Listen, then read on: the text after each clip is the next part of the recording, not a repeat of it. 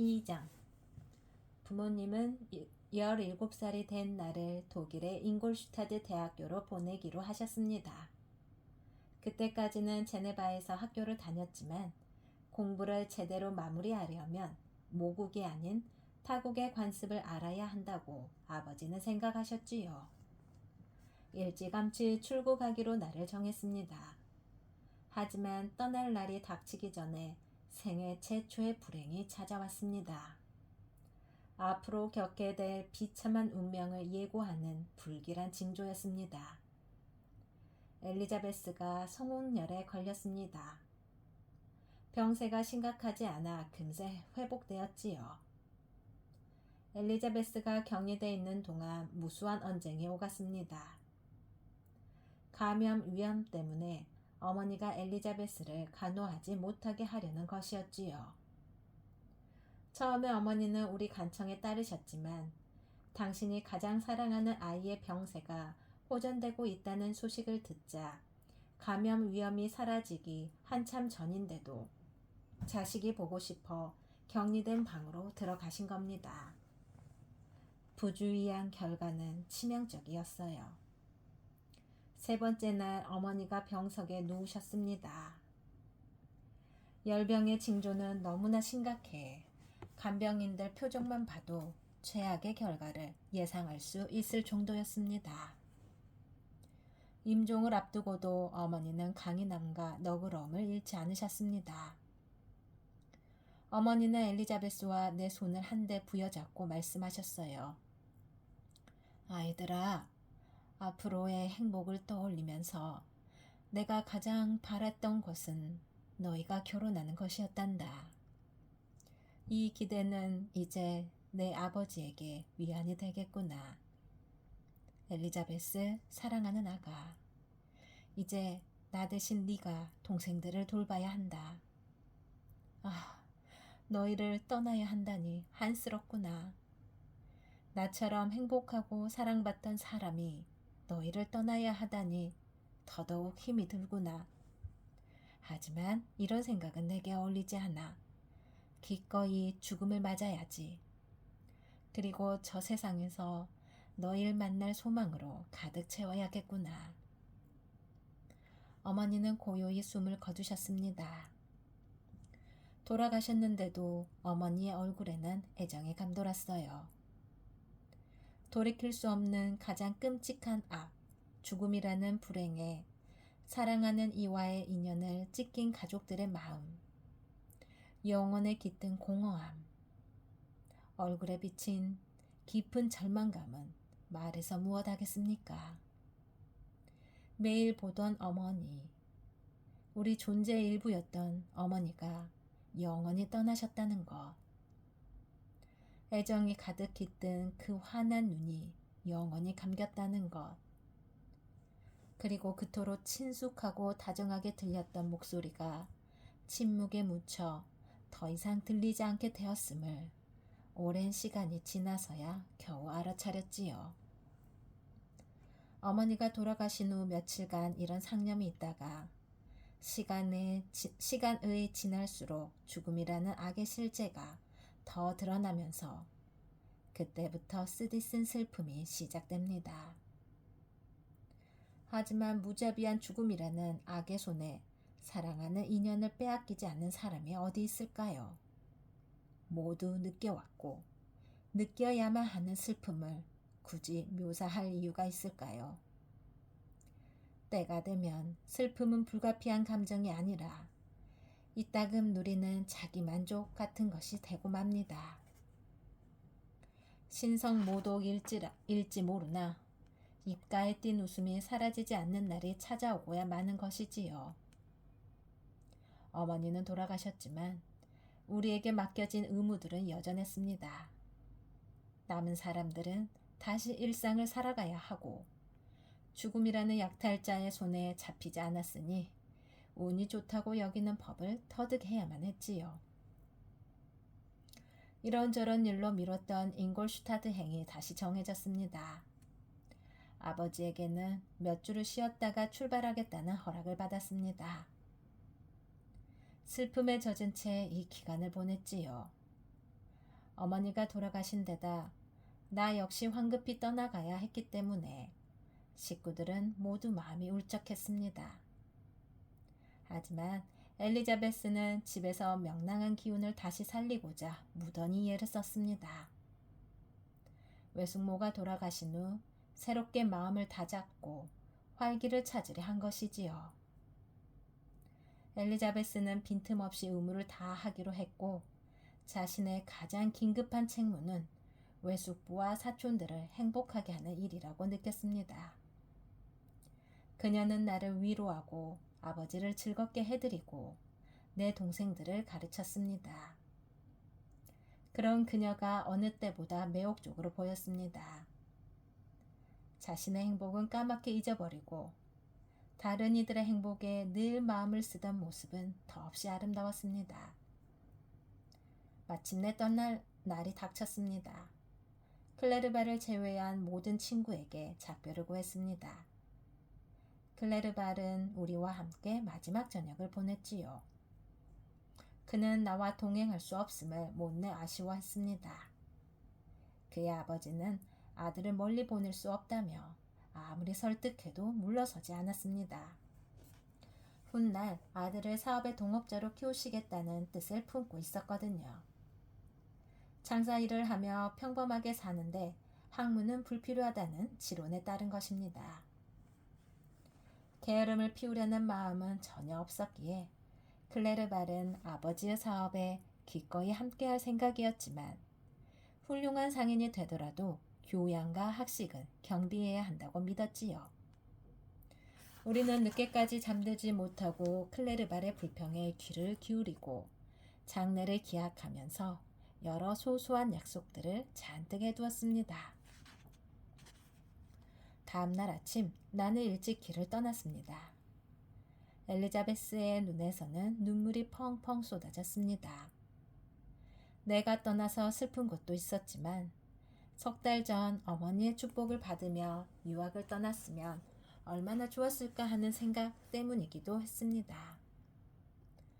나를 멀리 싣고 갈 마차에 몸을 던진 다음 비할 데 없이 우울한 상념에 파묻혔습니다.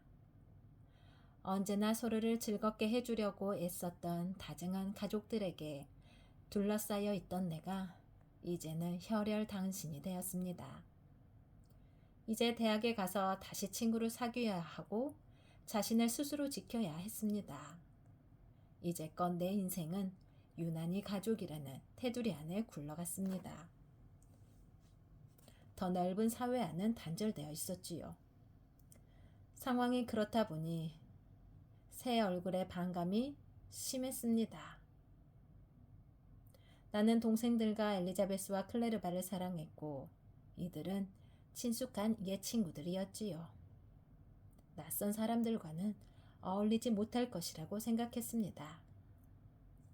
여행을 시작할 때까지만 해도 이런 생각이 지배적이었습니다. 하지만 여행을 계속하면서 기운도 나고 희망도 샘솟더군요. 지식에 대한 열망도 있었고요. 고향에 있을 때부터 한 곳에만 푹 처박혀 청년 시절을 보낼 수 없다는 생각이었습니다. 세상에 나가 사람들 사이에서 어여시 내 자리를 마련하고 싶었어요. 이제 소원이 이루어질 참이었으니 유학을 후회한다면 어리석은 일이 되겠지요. 잉골슈타드까지 가는 내내 이런저런 상념 및 다른 생각을 떠올릴 시간은 넉넉했습니다. 여행은 길고 고달팠거든요. 마침내 도시의 드높은 흰색 청탑이 눈에 들어왔습니다. 나는 마차에서 내려 혼자 살 집으로 안내받아 들어갔습니다. 저녁 시간은 내키는 대로 보냈습니다. 다음날 아침 대학의 교수 몇 분을 찾아가 소개장을 전달했습니다. 특히 자연철학 교수인 크렘페 선생님 만나 면담했습니다. 선생은 나를 점잖게 맞아 주었고 자연철학과 관련된 다양한 과학 분야에서 내 공부가 어느 정도인지 여러 질문을 던졌지요. 사실 나는 두려움에 떨면서 교수가 질문한 주제에 관해 내가 읽은 몇 안 되는 저자들 이름을 댔습니다. 교수는 나를 물끄러미 보더니 이렇게 말하더군요. 자네, 정말 그런 허튼 것을 공부하는데 시간을 썼단 말인가? 나는 그렇다고 했습니다. 크램페 교수는 따스한 말투로 말했어요. 자네가 그 책에 쏟아부은 1분 1초는 모조리 낭비일세. 이미 다 파된 체계와 쓸모없는 이름들 때문에 기억에 부담만 얹은 셈이라고. 맙소사, 도대체 어떤 황무지에 살고 있었길래 그토록 개걸스럽게 빨아들였던 망상들이 수천 년 묵은 것이고 그만큼 곰팡내 나는 지식이라는 사실을 자네에게 친절하게 알려줄 이가 하나 없었던 건가? 과학이 발달한 이 대명천지에 알베르투스 마그누스와 파라켈수스를 신봉한 학생을 만날 줄은 몰랐군 그래. 친애하는 자네, 귀하는 아무래도 완전히 새롭게 공부를 시작해야겠군. 크램페 교수는 이렇게 말하며 자연철학 분야에서 내가 읽어볼 만할 도서 목록을 적어주었습니다. 내주 초부터 자연철학 일반 원리에 관한 강의를 시작할 것이고 자기 강의가 없는 날에는 동료 교수 발트만이 화학 강의를 한다는 정보까지 알려주고 면담을 마무리했습니다. 나는 집으로 돌아왔습니다. 실망한 것은 아니었어요. 교수가 강력히 비난했던 그 철학자들은 나도 이미 오래전부터 쓸모없다고 생각해 왔으니까요. 하지만 교수가 추천한 책들을 공부할 마음이 딱히 들지는 않았습니다. 크램페 교수는 땅딸막하고 걸걸한 목소리에 외모가 혐오스러웠습니다. 그래서인지 그가 연구하는 자연 철학에 애초부터 마음이 끌리지 않더군요. 게다가 현대 자연 철학의 쓰임새에는 그리 대단한 게 없어 보였습니다. 고대 과학의 대가들이 불멸과 힘을 추구했던가는 아주 달랐으니까요. 고대 대가들의 견해는 효용은 없을지언정 규모가 장대했지요. 하지만 과학계는 변했습니다. 애초에 내가 과학에 관심을 두었던 토대였던 웅장한 비전을 없애는 쪽으로 좁아진 것만 같았어요. 무용할 망전, 거대하고 무한한 꿈을 별 가치도 없는 현실과 바꾸라는 요구였습니다. 홀로 시간을 보낸 첫 2, 3일 동안 이런 생각에 사로잡혀 있었습니다. 하지만 한 주가 시작되자 크램페 교수가 강의에 관해 알려준 말이 떠오르더군요. 그 거만한 땅딸보 선생이 교단에서 내뱉은 말을 들으러 갈 마음은 없었지만 발트만 교수에 대해 했던 이야기가 생각난 겁니다. 발트만 교수는 그때까지 잉골슈타드의 없던 관계로 아직 한 번도 만나보지 못했습니다. 반은 호기심에, 반은 빈둥거리며 뭐하나 하는 생각에 강의실로 들어갔습니다. 곧이어 발트만 교수가 들어왔어요. 그는 동료인 크램페 교수와는 딴판이더군요. 50살쯤 되어 보였는데 한없이 자애로운 인상에 관자놀이를 덮고 있는 몇 가닥의 희끗한 머리를 빼면 뒤쪽은 거의 새까만 흑발이었습니다. 키는 크지 않았지만 자세만큼은 놀랄 만큼 반듯하고 꼿꼿했어요. 목소리는 내가 들어본 것 중 가장 다정했습니다. 그는 화학사를 쾌가라고 다양한 학자들이 일궈낸 과학의 여러 발전을 언급하면서 강의를 시작했어요. 열의에 가득 차 최고의 발견들에 관해 일일이 말해 주었지요. 그런 다음 화학의 현황을 대략 짚은 다음 수많은 기초용어를 설명했습니다. 그런 다음 몇 가지 예비 실험을 실행했고 현대 과학에 관한 예찬으로 강의를 마쳤습니다. 결코 잊지 못할 말들이었습니다. 발트만 교수가 말한 내용은 이러했습니다. 화학의 옛 스승들은 불가능한 것을 해내겠다고 약속만 했을 뿐 아무것도 이루지 못했습니다. 반면 현대의 대가들은 거의 아무것도 약속하지 않았습니다. 이들은 금속을 바꿀 수 없다는 것, 불멸의 묘약은 가짜라는 것을 압니다. 그러나 기껏해야 손으로 흙이나 만지작거리고 눈으로 현미경이나 쇳물 도가니나 보는 것 같은 이 자연 철학자들이야말로 기적을 일군 사람들입니다. 이들은 자연 속 숨겨진 곳들을 꿰뚫어보고 그 은닉처에서 자연이 어떻게 작동하는지 밝혀냅니다. 이들은 하늘까지 비상합니다. 혈액이 어떻게 순환하는지, 우리가 호흡하는 공기의 성질에 대해서도 밝혀냈지요. 이들은 새롭고도 거의 무한한 힘을 손에 넣었습니다. 천둥을 조정하고 지진 비슷한 것을 일으키고 제 그늘에 가려 보이지 않는 세계도 흉내낼 수 있습니다. 발트만 교수와 그의 강의를 들으며 퍽 즐거운 마음으로 강의실을 나왔고 그날 저녁에 교수를 찾아갔습니다. 사석에서 본 그의 태도는 공적인 자리보다 더욱 온화하고 매력적이더군요. 강의하는 동안 보인 위험 어린 태도가 집에서는 친절함과 상냥함으로 바뀌었습니다.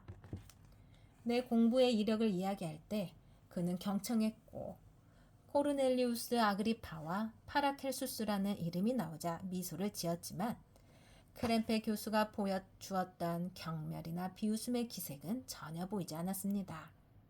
그는 이렇게 말했어요. 현대 자연 철학자의 지식을 떠받치는 근간은 대부분 이 고대 자연 철학자들의 지치지 않는 열정이라네. 그들이 우리에게 남겨준 과제는 비교적 쉬운 것들이야. 그들 스스로 도구가 되어 상당히 밝혀놓은 사실에 새로운 이름을 부여하고 연관성을 찾아 분류하면서 정렬하는 일 정도의 과제를 남긴 것이지. 천재들의 노골은 설사 그 방향이 잘못되었더라도 종국에 가서는 인류의 견고한 유익이 되지. 나는 교수의 말에 귀를 기울였습니다. 오만이나 가식이라고는 찾아볼 수 없는 견해더군요. 나는 그분의 강의 덕에 현대 화학자들에 대한 편견이 사라졌다고 덧붙여 말씀드렸습니다. 그리고 읽어야 할 책에 관해서도 조언을 구했지요. 발트만 교수는 제자가 생겨 기쁘군. 자네가 가진 재주만큼 열심히 공부한다면 큰 성과를 거두리라 확신하네. 화학은 지금껏 가장 큰 발전을 이루어 왔고 앞으로도 전망이 좋은 자연철학 분야거든. 바로 그 때문에 나 또한 이 분야를 전공으로 선택했지. 하지만 다른 분야도 게을리한 적은 없네. 화학 지식만 공부한다면 변변치 않은 화학자가 될 수밖에 없어. 하찮은 실험 전문가 따위가 아니라 진정한 과학자가 되고 싶다면 수학을 비롯해 자연 철학의 전 분야에 매진하라고 조언하겠네. 라고 말씀하셨다. 그런 다음 교수는 나를 자기 실험실로 데려가 다양한 기계들의 사용법을 설명해 주었어요. 내가 구해야 할 물품들을 알려주고 나의 공부가 자신의 기계를 망가뜨리지 않을 정도로 진척이 되면 기계를 쓰게 해주겠다고 약속했습니다. 요청했던 책 목록도 챙겨주었고요. 그런 후 나는 교수의 자택에서 나왔습니다. 이렇게 해서 잊을 수 없는 하루가 끝났습니다. 미래의 내 운명을 결정지은 하루였습니다.